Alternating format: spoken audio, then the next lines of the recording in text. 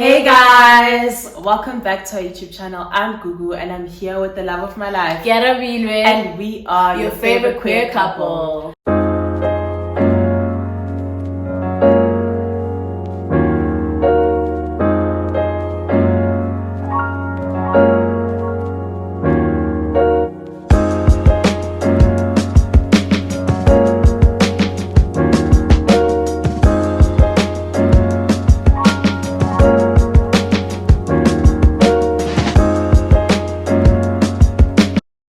So today we are talking about navigating being queer in corporate, and we're just going to talk through that and our experiences. And yeah, I think before we jump into the video, as you guys can see, Gugu's looking very nice today. Thank you.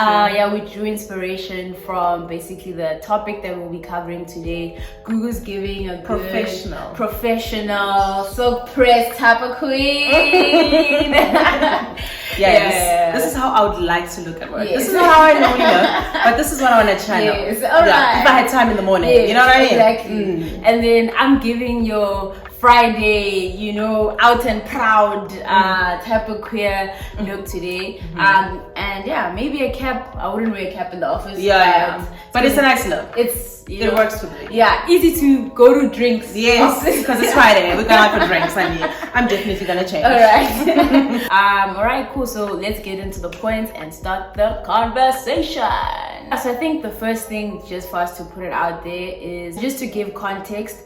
I started working in 2020 and Gugu started working in 2021. Yep. So we started working when the pandemic hit and it was virtual from home. So I'd say from my personal experience, I didn't really feel the need to actually come out, or I didn't feel watched, or I didn't feel anything really, because all people saw was just this little face. Yeah, literally. Basically a selfie. and my shoulders, literally. And then my profile picture on Teams.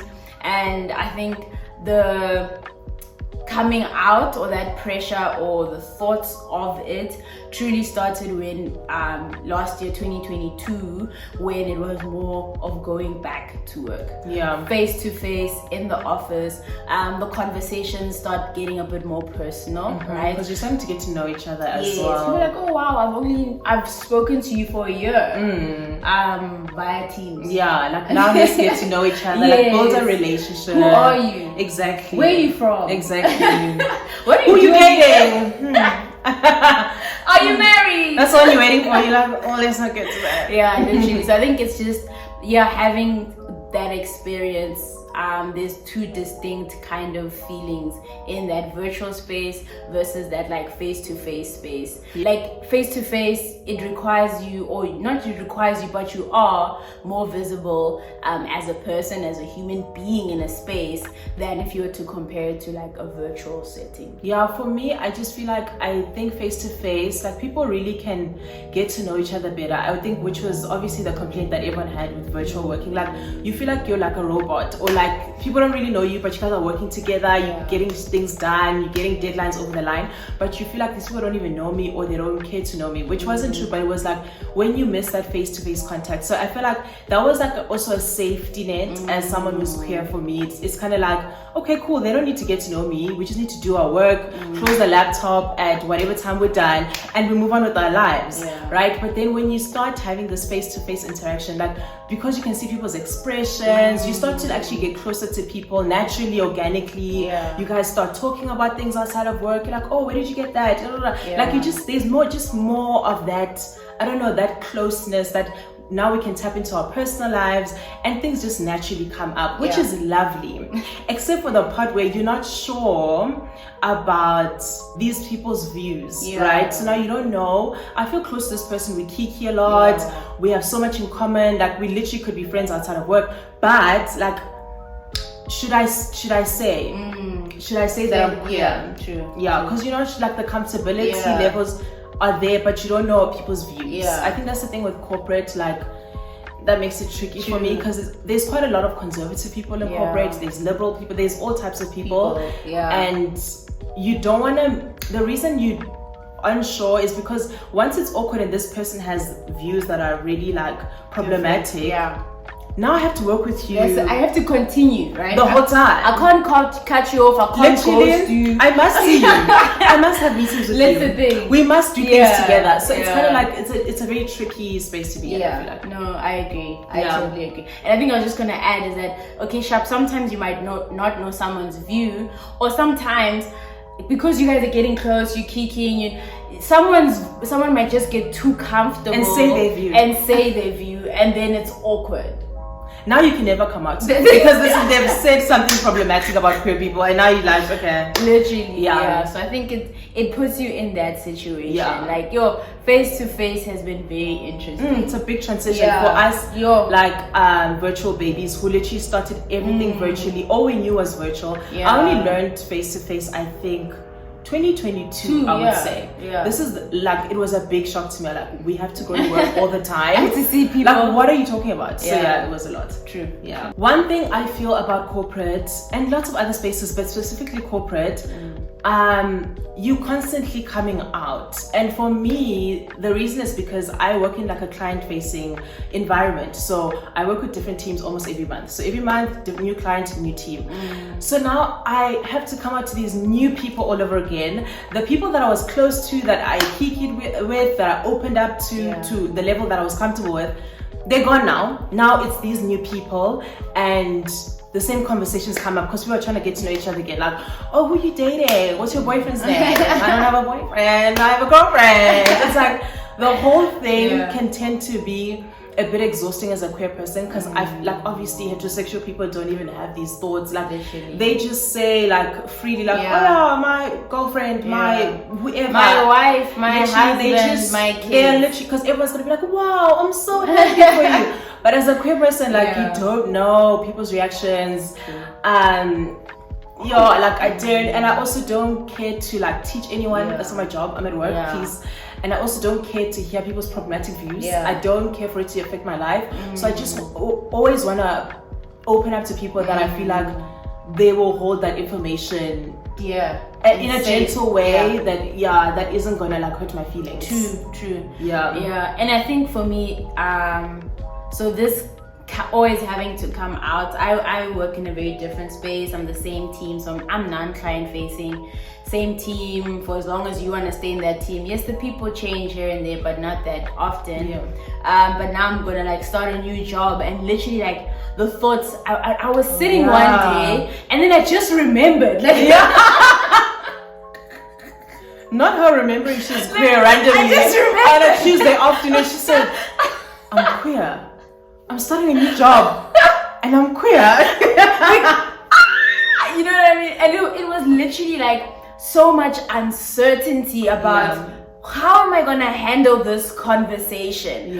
Or do I even want the conversation? Literally, like, first of all, I want to have the conversation. Is it even gonna come up? If it does come up, what am I gonna say? Like, it's a lot. You know what I mean? And it's like looking at, okay, who am I working with? Am I working with like mostly men? Is a team made up of mostly women? Because that also you have to take into account. You don't know how to read things. So it's a thought that just came unprovoked while I was serving my notice period.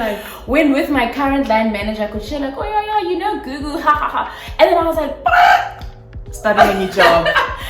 So it's that like internal conversation that one has to have with themselves when you step. And I think another reason that I had that was because I was just questioning, like, do they possibly know? Because in the interview I was wearing like a nice blouse, and I do like that top, but in my head I was like, did I sell a lie?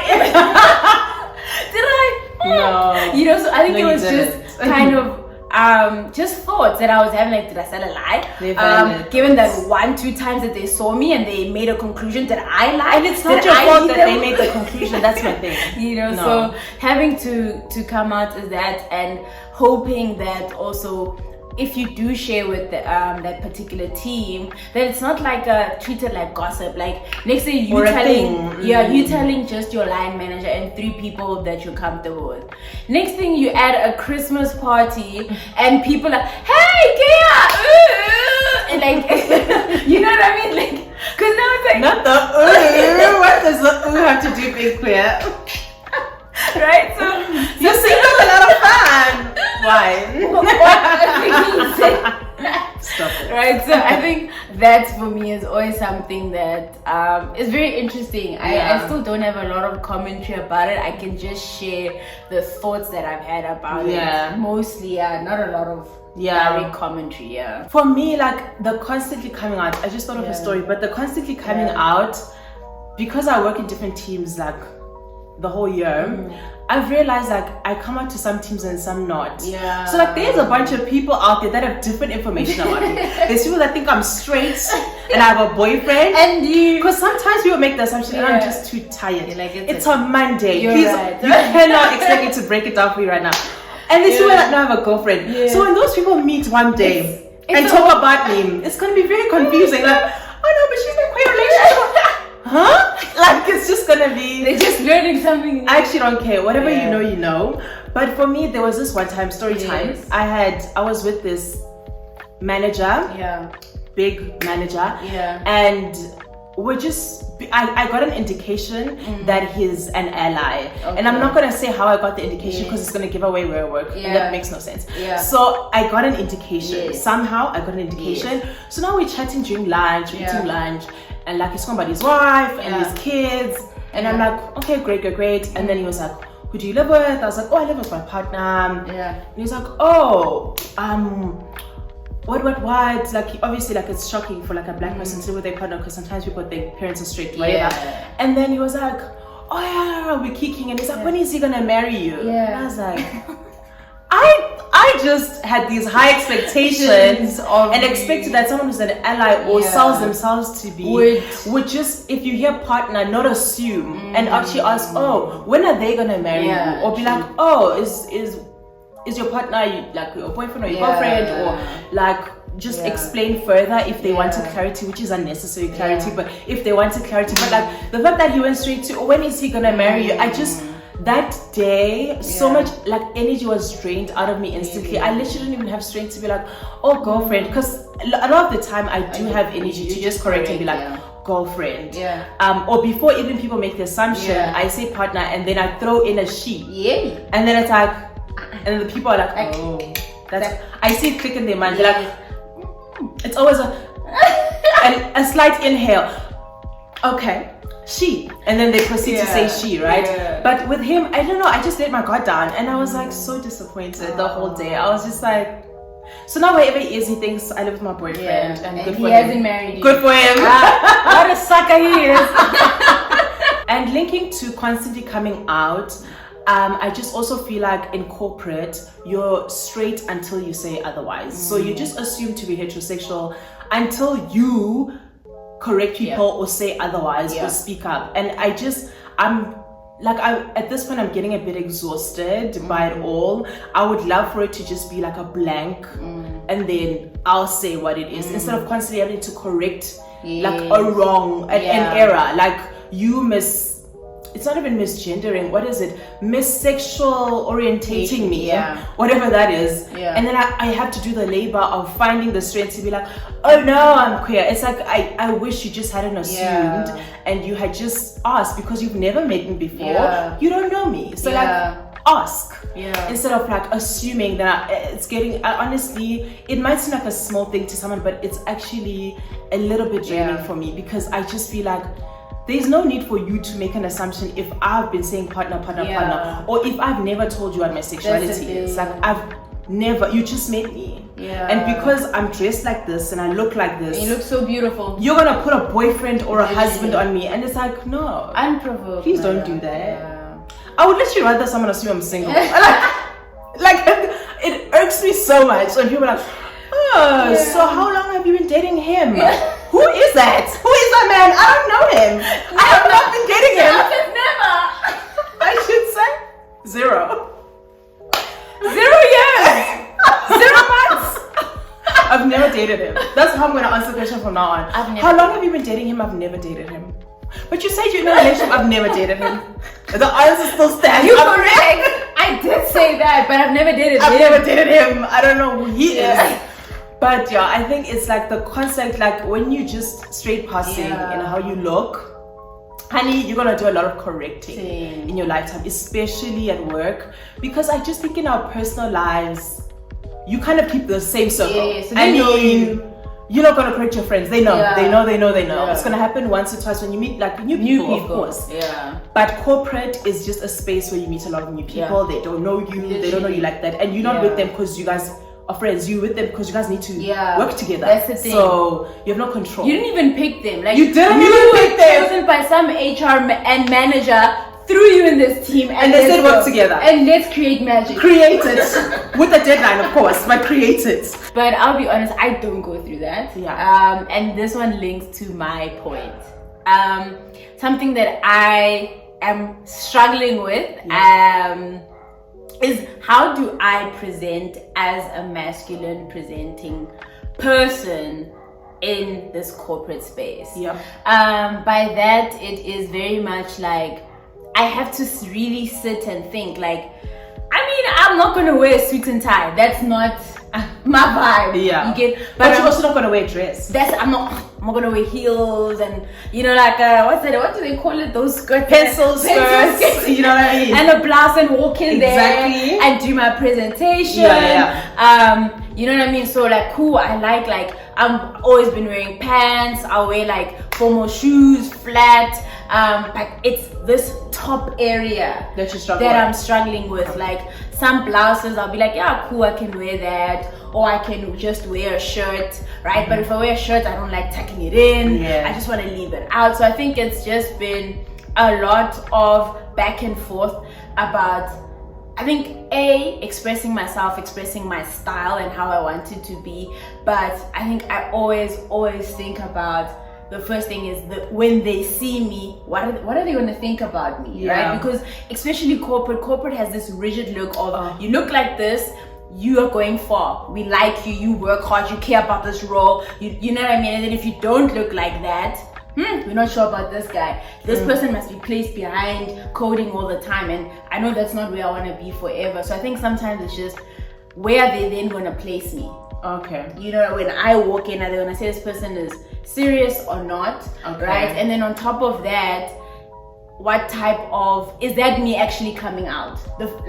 They haven't seen me, it's my first day at this new job, and I'm dressed in like a shirt, buttoned up, you know what I mean, looking clean.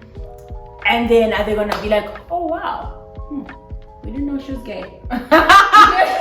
When we hired her, we didn't know she was gay. You know what I mean? Because it comes out for me. It speaks before me, the way I present. And sometimes I worry that being what speaks for me, someone can place now their own, babe? Is it connotations? Perceptions, connotations all of that, lesbian women, of black lesbian women, of everything can now just be put on me. And then for the rest of my time, it is me working through showing you that, hey, I'm not what you thought of me. Hey, I'm not aggressive just because I buttoned this up all the way to the top. Hey, and I think that is what my fear has always been. Has always been, how do I strike it right in the middle? How do I look androgynous but still clean? So that people can perceive you the way you actually are. Not what they've made up of. Okay. I always feel like I have to hit it right in the middle. Not too masculine but not too feminine, because then that's untrue to you. I have to hit it right in the middle. And then as I get comfortable, if I want to throw in a bit more masculinity or a bit stronger at a certain point in time, then great. You know, so that is, I don't know if other people go through that as well. It's not my style. How does it look? And it's like, sometimes it's like, I still feel like there's a market, you know, for just, how do you dress up in formal settings and in formal clothes, but as a masculine presenting person, right? But I feel like you're doing it. Oh wow. And you're doing it well. So you feel like you're still not doing it? I think sometimes I'll walk out the house and I'll feel like, yo, I'm looking great, and then I'll walk into the office and so many people I'll just find people staring at me. Yes. And I'm literally just sitting behind a computer, Yeah. or I'm walking to go get water. Yeah. And I just feel eyes, and I'm like, Yeah. why am I being looked at? Because they lady wouldn't who's match wearing those clothes heels- to that body. Yeah, but it's just like, I think it's more, I don't like getting unnecessary attention. And you've never liked that. Yeah. That's always been a thing. Like, just let me, you know, drift away. I'll decide. And if unfortunately, with being a visible queer Yeah. person, that's not afforded to you. Yeah. You will sometimes get attention at times where you don't want it. And that sucks. Yeah. Yeah. So, I literally have no wise words. It sucks. Literally, It just really sucks. does. But yeah, I think it's about that. So with the new job, it's like, a part of me is like, okay, should I go shopping a bit, find an outfit that I'll actually like for the first few days, read the scope, and then go back, because I did buy clothes at the beginning of the year that I really like, you know. But I don't know, I think that's a very, very big thing. Like, how do I look? Yeah. How do I dress? What are they gonna think of me? Yes. Right? Because also, like, I'd like to go into a client facing space at some point, and I do feel like how you look can also determine whether they'll make you speak or you do the presentation instead of someone else. They'd rather go for someone who is a clean, crisp looking, beautiful black corporate woman, or a clean, crisp looking black corporate man. I don't think corporate has a space yet for someone who's androgynous. Yeah, or you know what I mean? Like, okay, yeah, so I don't know. I do feel like, attaching a lot of things to how I look. Yeah, no, I get you. I do feel like corporate is very rigid and very binary, very black and white. Women must look like this, men must look like this. It's like school. Yeah, literally. It is like school. Yeah. So I feel like it is like, with our generation, I am seeing a little bit of not a pushback, but I'm seeing people's personalities in their outfits, and I'm seeing queer women dress how they want to dress. So like a little bit, not a lot, but I'm seeing it here and there, and I appreciate that. And I feel like the more we do it, it's gonna be the new corporate norm. True. That there's not all women are literally gonna wear the most feminine, a pencil skirt with a blouse and the highest heels, and like she's killing corporate, you know what I mean? Like there's gonna be women that prefer pants, there's gonna be women that prefer wearing flats and tackies. Like I wear tackies to work because what I'm not gonna do is wear heels. Like there's just, I think that visibility, and even the older people in corporate getting used to it with their eyes and seeing it every day, it is going to change the norm. Because another young person who came last year, seeing you dressed like that, is going to be like, oh, I have that in my closet and I've been wanting to wear it. Let me put it on tomorrow, because clearly people are doing it. So so I agree, and I thank you for your words. It's going to be a journey for me. And it is, and no pressure, like baby steps. Okay, so my final point is really centered around how you get treated, or the energy that you feel in a space, because energies don't lie. I think when you're very visible, you really dress and you bring yourself into the space as a queer person. Sometimes the energies, from people can be a bit off. Sometimes it's indifferent, which I kind of prefer. Like, it's like, oh, okay, whatever.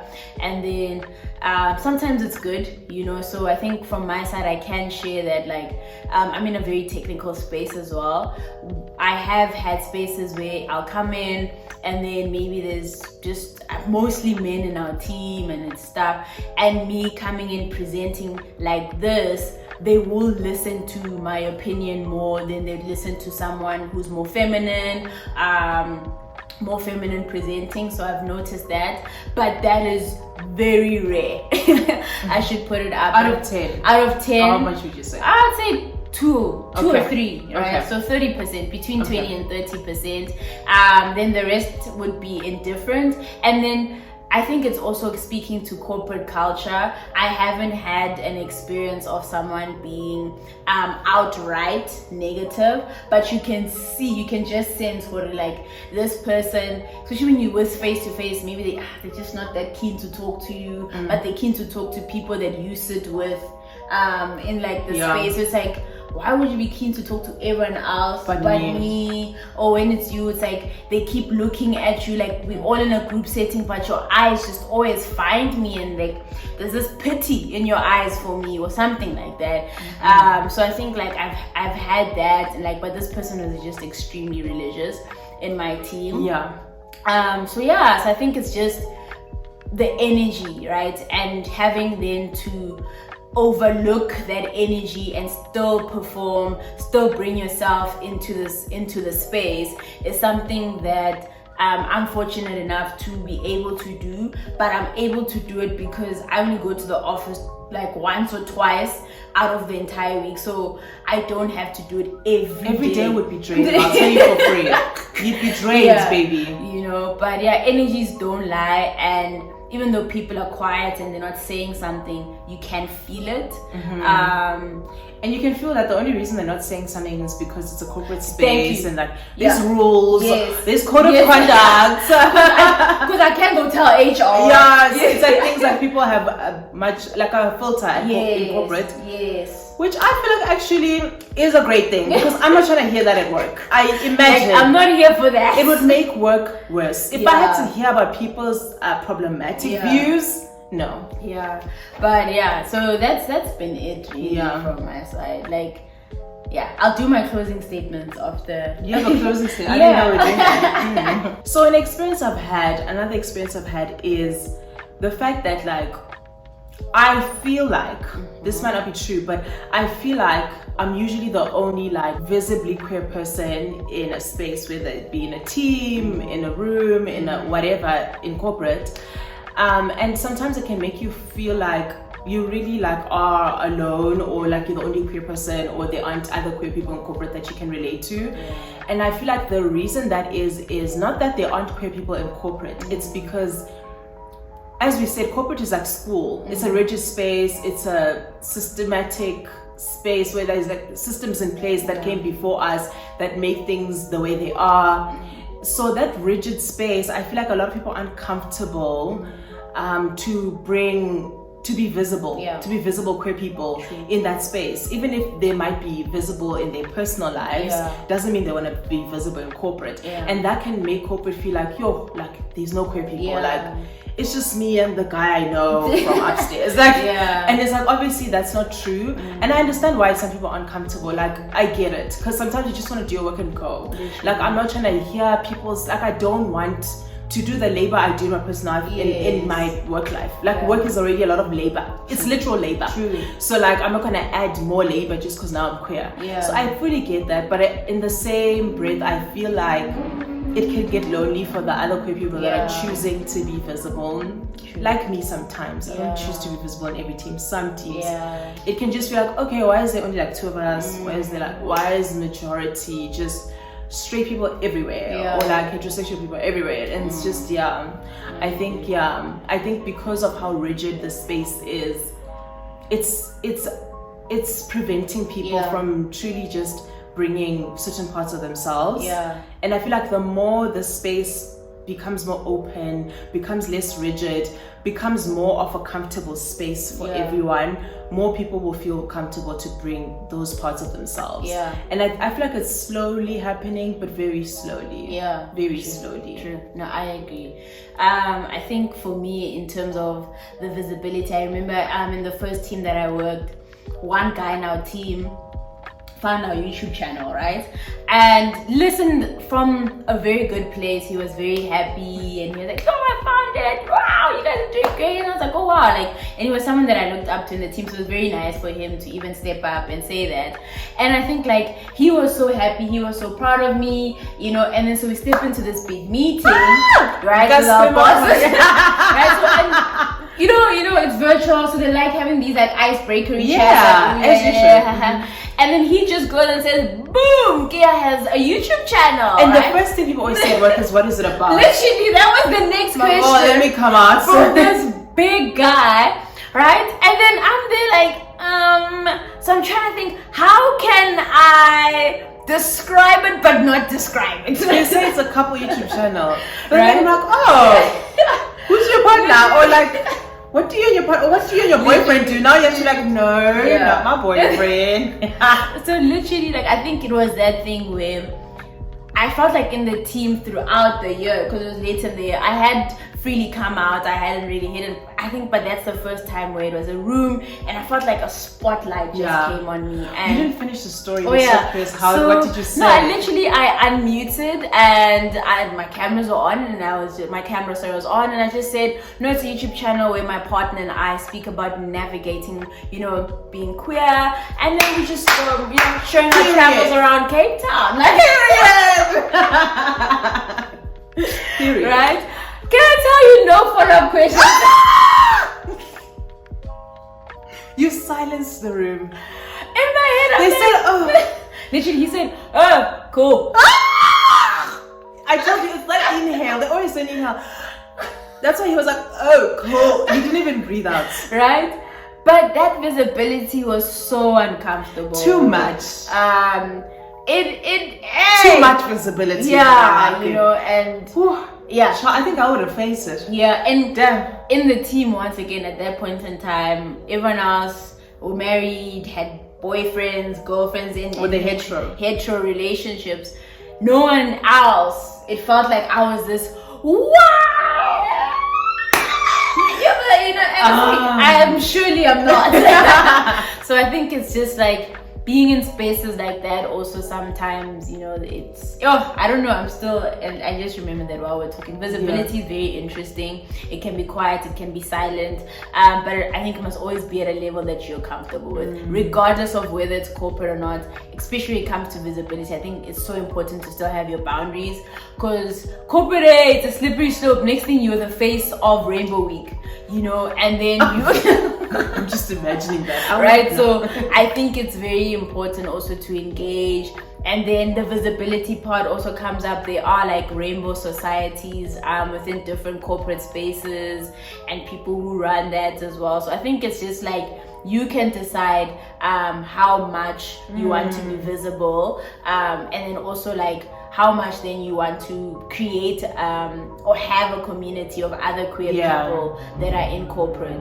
I don't know. I feel like that was a bar. Yeah. Like visibility, make sure that it's to the level that you're comfortable with. I think that's a bar. That's very true. Yeah. Because I feel like at every level, everyone can be visible to a certain extent. So I think we just need to choose the level of comfortability for ourselves. Yeah. Because I do think there is an importance, like it is important to be visible. There's benefits to it. I mean, it has made the world better. It has made the world more accepting of queer people and all of these amazing good things. But at the end of the day, it's your life, and like what level are you comfortable with? So so those were our points. We tried to have the video as structured as possible, but I think this is obviously something that's very close to us, a very close lived daily experience that we have. Monday to Friday, sometimes Saturday for me. And it's been an interesting journey. And I think it's something that we actually, when we're preparing, we realized it's going to be a constant for the remainder of our careers, you know. And I do believe in visibility, but as I said, it must be comfortable with you, and you must be fine with it. And just, it's very important in any space, especially in corporate, that you're there for a reason, and your sexuality shouldn't be used against you or put against you at any point in time. We're there just to work, guys. Nothing else. I don't know, like, yes, we interact with people, space, yes, we obviously we people, we want to have, you know, safe spaces and things like that, but it shouldn't be the highlight of the conversation. I feel like that's just me. I get what you're saying. Like there shouldn't be like, what is it called, like over visibility, or when it's over emphasized. Every time you guys are having a coffee chat, it's always that's I'm multifaceted. Literally, there's a lot more other parts. Lots of topics we can talk about. Yes, that's basically what I'm trying to say. I'm a well-rounded human. Literally, you know what I mean? Other parts to me. Literally. Yeah, I get that. But I agree. In the conversation below. Yes. In the comment section section below. Please comment how you found, working and being queer, and how is it as a straight passing person? Do you resonate with Gugu and that frustration, of constantly having to correct people and not knowing whether it's safe or not to correct people, and then do you relate to me in terms of that you're out there, you dressing very masculine, or you feminine if depending, but how then does it feel, having to overthink about, okay, what outfit am I gonna wear today, and just we hope that this is something or a video that has made you just think about things differently and treat people differently. Especially for an ally. I feel like it can make you realize other people's experiences that are queer in your teams, and maybe try to be a safe space.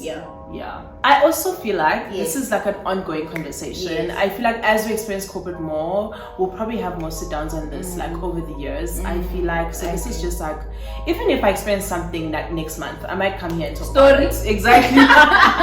And vent about it. So I feel like it's just an ongoing thing, and I think it's good for us to just chat about being queer in corporate, because I feel like a lot of people are experiencing it. I just need to talk more about it. So join us, have a conversation in the comment section, and we will definitely respond. We will also engage where engagement is required, when we find time outside of our corporate lives. All right, that's it from us today. Thank you so much for watching, and please don't forget to subscribe, don't forget to comment, and don't forget to like this video. Yes, and don't forget to go and watch all the videos that you haven't watched yet. That you probably missed. Yes. All right, that's it from us. Bye. Muiza.